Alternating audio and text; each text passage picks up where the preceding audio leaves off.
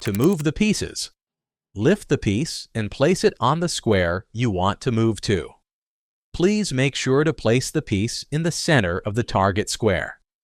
If it is not placed in the center, the board may not recognize the movement. In the Phantom app, you will see that the board remains in the state of the previous movement. In this case, you need to reposition the piece, then lift it again and place it down in the center of the target square. When you capture a piece, the captured piece must be placed in the center of a square in the graveyard, just like placing a piece on the chessboard. Around the edges of the chessboard, there are 4 rows of graveyards parallel to the main chessboard, and do not place them on the corner. To capture a piece, lift the captured piece and place it in the center of the graveyard squares. Then place the capturing piece in the center of the square where the captured piece was originally located. When either side is in check, the device will emit 2 long beeps.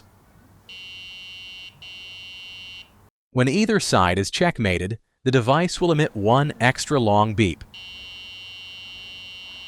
At this point, a game over prompt will appear in the Phantom app.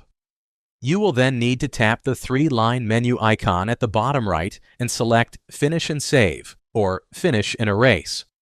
After the game ends, the pieces will automatically return to their starting positions, allowing you to begin a new game or enter sculpture mode.